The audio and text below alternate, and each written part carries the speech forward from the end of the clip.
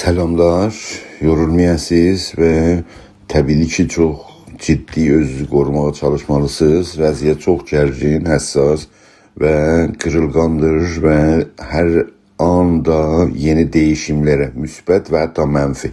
Deyirəm müsbət və mənfi, onu sonra açıqlaram nə demək istəyirəm ki, müsbət yöndə və mənfi yöndə dəyişimə şərait vardır. Son günlərdə Trump'ın bu təhdidləri, mərkəzi bərq, enerjiyə filan saldırmaları çox böyük təhlükəli bir işdir ki, yəni yaşamı tətil edə bilər, çox böyük sıxıntıya sala bilər və təbiətən rejim onun qarşılığında reaksiya vermədə və Təngih hormuzun açılmaması böyük gərginliyə dünyada yol aça bilər və bu cəhətdən mümkündür ki, cəngi də sürətlə onlar zorunluluqda qalsalar bitirələr və bu savaşın sonucu bizim üçün heç yaxşı olmasın. Yəni bu savaşın sonucu əgər rejimin qalması ilə sonuclansa, xalqımıza yazıq və gələcək daha qaranlıqlaşacaqdır. Çünki bu savaşın sayəsində intiqam məsələsi və müxaliflərə ciddi saldırma, bu rejimin davamı və həyatının davamı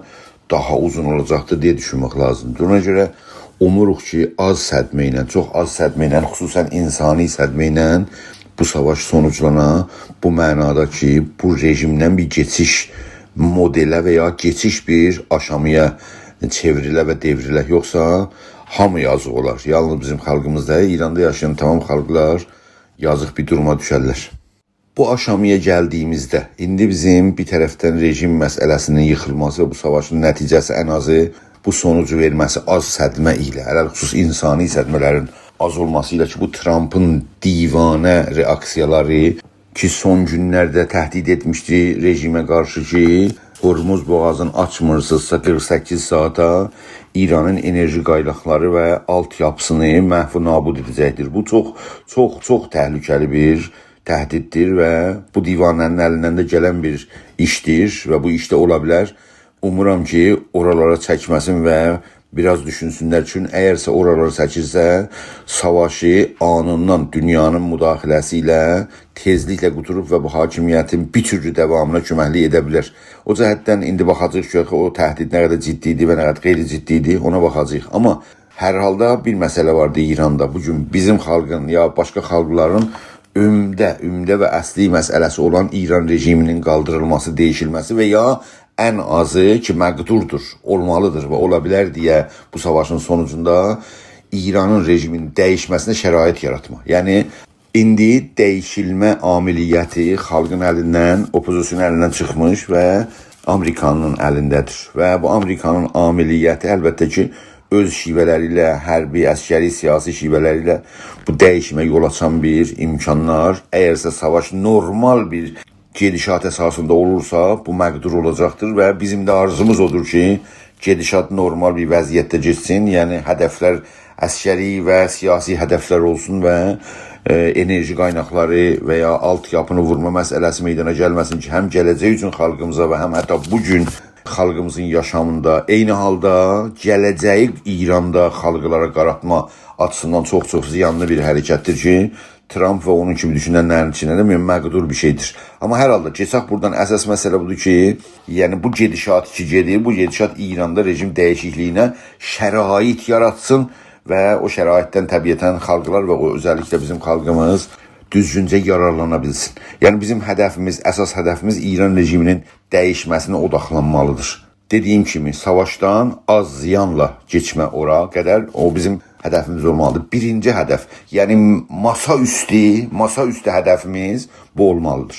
İkinci məsələ, Azərbaycan bir başqa qonşu təhdidi qarşısında da bir məsələsi vardır. Düşünmək lazımdır, daşınmaq lazımdır və orada bir hazırlığı aparmaq lazımdır. Amma diqqət lazımdır ki, qonşunun silahlı qrupları tərəfindən təhdid məsələsini bugün, indi, bu şəraitdə masa altından yürütmək lazımdır. Masa üstündən deyil. Masa üstündən bugün tamam xalqları istəyən İran rejiminin dəyişilməsinə odaqlanmalıdır. Yəni, siyasi hərəkət bugün Azərbaycanda Kürdlərin silahlı qruplarını Azərbaycana saldırması masa altı, yəni ikinci dərəcə məsələ və Azərbaycanın əsli məsələsi İran rejiminin dəyişilməsi, yəni masa üstü məsələmiz olmaq lazımdır. Yəni hər bir qrup ki bugün İranda rejimin dəyişilməsini masa üstü tutur və Kürd silahlı partiyaların Azərbaycana qarşı siyasətlərinin masa altı hazırlıq aparmağa çalışır.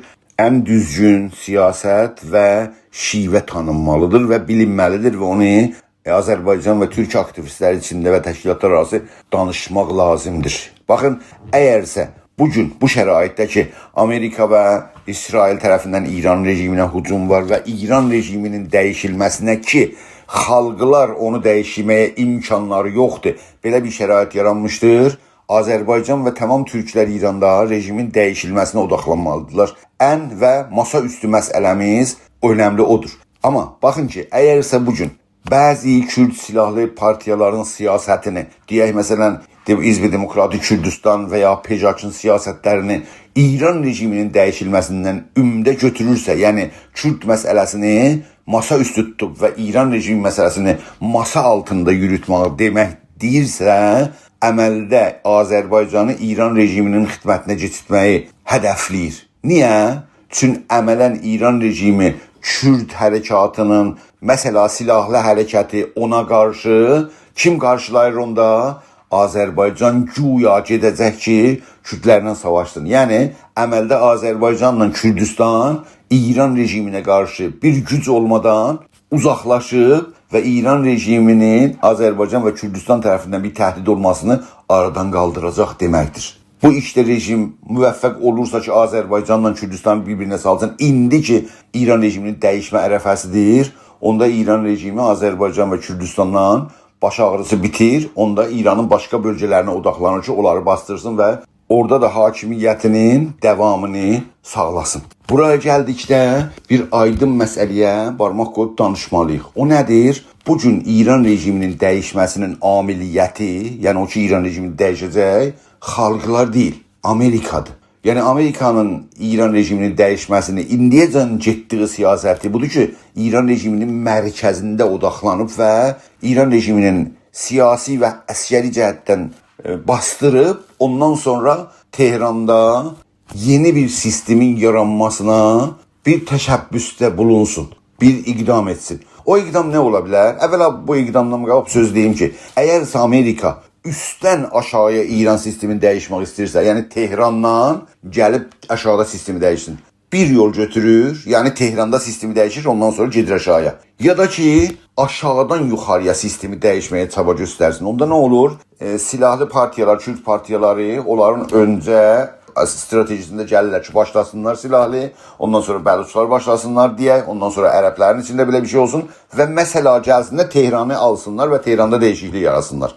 Dikkat edin dostlar. Burada bu strateji olmaz bir stratejidir İranda.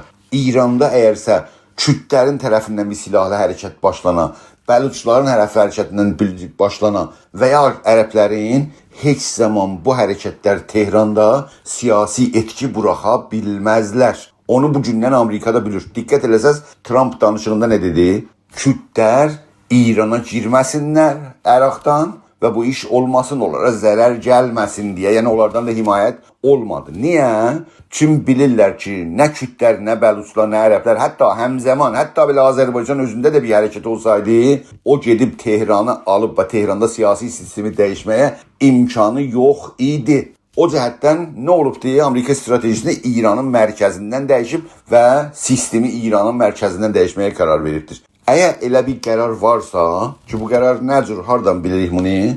Trump dedi ki, biz İranın mərkəzində bəzi şəxsiyyətləri düşünürük ki, ümid edirik savaş ərəfəsində ölməsinlər. Diqqət edin, kimlər savaş ərəfəsində ölmə imkanları çoxdur?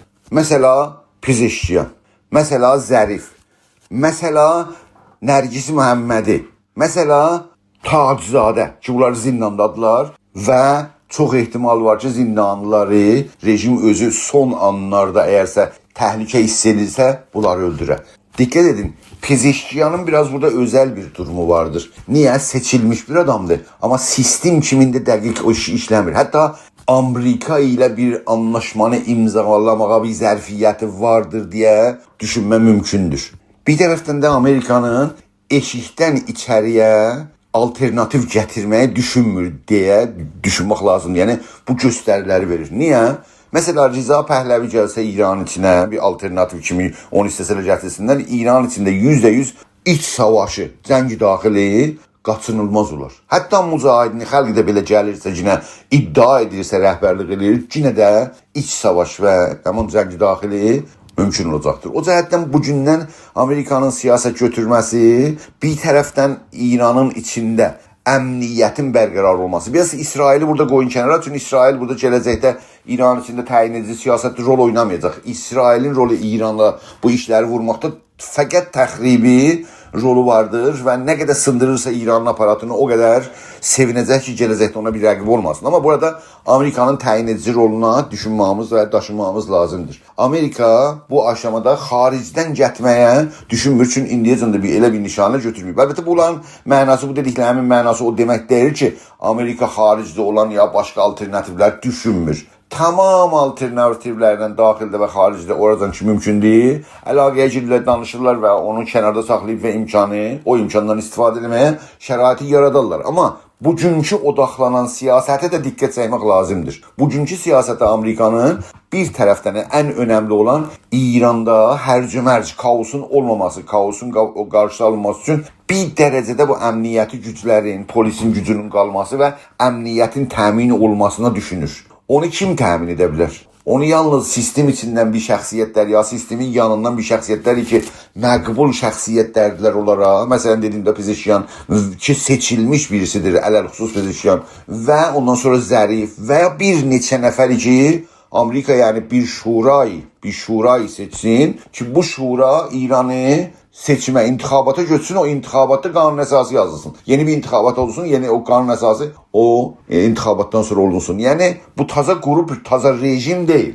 Amerika o iş ikisi olsun İranda. Hani Cumhurbaşkanı əli ilə qərardat yazılsın, amma İran rejimi bir yeni qanun əsası ilə bərpa olsun. Orada bu seçilən qrupçu olacaqdır. Bu seçilən qrup əlbəttə biraz fərqli və biraz geniş ola bilər, amma başda oturan adamları istəyirəm deyim ki, Zərifə məsələn Amerikanın həm davranışları və həm Amerika ilə əlaqə olmaları, biraz da açılışlı bir baxışı olması üçün imkanı var ki, Zərif orada olsun və elə bir timin düzəlməsi ilə İran Cumhuri İslam'dan bir seçim veya intixabatla yeni bir devletin quruluşuna şərait yaratsın. Yəni bu o hədəfidir ki, bugün Amerikanın görüşündən və ifadələrindən, Cumhurbaşqanlarının, Trump'ın ifadələrindən bəlli olur ki, gedilən yol bu yoldur ki, göstərilir. Qeydək biraz əvvəl məsələmizə. Bugün amiliyyət rejim dəyişməsində xalqlar deyil, bəlkə Amerikadır. Amerika olursa, yuxarıdan şayət o siyasəti götürürsə, onda biz əsli məsələmiz, yəni Azərbaycanın və Türk xalqının əsli məsələsi İran rejiminin dəyişilməsinə və orada etkin və təsirli olmasına düşünməlidir. Bu o demək deyil ki, qonşumuzdan imkanı olan təhdidi gözdən ötək. Dedik ki, onun masa altından hazırlıq getmək lazımdır. Yəni burada o masa altı və masa üstü siyasəti ki danışdım, hər kəs onu yanlış görsədirsə bugün Azərbaycan üçün düz yolda deyildir. Diqqət edin ki, Kürdlərin Suriyədə mali və əskəri yardım alması Amerikadan DAEŞ'in varlığı üçündür. DAEŞ olmasaydı bəlkə o dəstək, o imkan əslən orada lazım gəlməyəydi. Amma İranda elə bir durum yoxdur. Elə buna görə də Kürd silahlı qruplarına mali və əskəri yardım o mənada ki, Suriyədə olduğu mənasız olur. Bir dənə başqa açıdan da diqqət edin ki, əgər Amerika üstdən aşağıya İranı dəyişmək istəyir, yəni Tehranda dəyişimi ələ almaq istəyirsə, niyə Tehranda dəyişimi ələ almaq istəyir? Çevrədə bir başqa qrupu meydana gətirsin və mərkəzdə gedən hərəkata özü baş ağrı düzəlsin. Yəni əgər sən mərkəzdə dəyişir, çalışar ki, çevrədə, yəni İranın çevrəsində, qeyri-fars bölgələrdə problem yaratmasın ki, o üstə yaradan dəyişiklik eləyə bilsin, İranın tamam bədənəsinə axa bilsin. Belə bir durum varsa, bizim hara odaqlanmamız daha çox lazımdır. Mərkəzdə o dəyişikliyə təsir qoyma və xalqların bərabər haqqının təmin olmasına həm xaricdə və həm daxildə çalışma. Yine siz əzizlərə təkrar edim ki, baxın, bu siyasət yine də Kürdistanda o təhdid iş var, onu gözdən atma mənasına gəlmir. Bəlkə ona masa altından hazırlıq etmək lazımdır. Hətta Azərbaycan özündən silahlı müdafiəyə hazır olmasına düşünmək lazımdır. Dikkat ediniz de ne diyeyim? Silahlı müqabilə və silahlı müdafiəyə hazır olmağa getməlidir. Da bunu necə getməlidir ora? Onu içəridə yaşayanlar, sizlər və başqaları ki orada varsınız dostlar, onlar öz durumlarına baxaraq bilməlidirlər ki, nə edib nə etməlidirlər. Onu xaricdən kimsə nə etsin, nə etməsin deyə bir iş görə bilməz. İçəridə olan tamam aktivistlərimiz Azərbaycanda və hətta qeyri-Azərbaycanda yaşayan aktivistlərimiz ki, Azərbaycana və Türk xalqının mənafeyinə çalışırlar, bu sahədə fəaliyyət etməlidirlər. Hər kəs bunu düşünməlidir. Bu fikir yayılmalıdır ki, bizim özümüzdən Azərbaycanda müdafiə etmə gücünə sahib olmalıyıq və hər kəs öz pozisyonundan bu gücü əldə etməyə bir türlü çalışmalıdır. Nə türlüyünü də dedim ki, bu yalnız içəridə olan dostlarımız, aktivistlər, tamam Azərbaycan aktivistləri hər necə də düşünürsə, bu istiqlalçı, bu federalçıdır, bu nədir? Önemli değil. Azərbaycana və Türk xalqının mənfəətinə düşünən insan Azərbaycan özündən müdafiə, yəni silahlı müdafiə zərfiyyətinə sahib olması lazımdır. Söz uzanmasın deyə ümumiyyətlə bu aşamada ki bu savaş haralara gedə bilər deyə biz bilmirik. Amma umduğumuz, arzu etdiyimiz yol az ziyan və sədmə ilə İran rejiminin dəyişilməsinə bir əsbab olsun, bir səbəb olsun deyə o hədəfə doğru biz də yürüyüb özümüzü organize etməyə çalışmalıyıq. Yəni amiliyyət bizimdən deyilsə, değişimlərdə həm xaricdə və ələlxüsus daxildə, Tehranda güclücə o hərəkətin təğyiratında təsir qoymamıza düşünməliyik və bu gün ittifaqən Tehranda o türk şəxsiyyətləri ki, sistem aparatına yaxın ola biləcəklər, islah tələblərinin içindədirlər, hardadılar, amma Azərbaycana və Türk xalqına düşünürlər, onların hamısından o etki və o təsiri qoymaq üçün istifadə etmək lazımdır. Yine de son sözüm budur ki, özünüzün həyatınız Azərbaycan üçün və Türk xalqı üçün çox önəmlidir və özünüzdən müğayyət olmaqla adını çəkdiyim siyasət çərçivəsində çaba və çalışmalarımızı davam etməliyik. Sizə uğurlar və xalqımıza bir düzgün gələcək arzulayıram.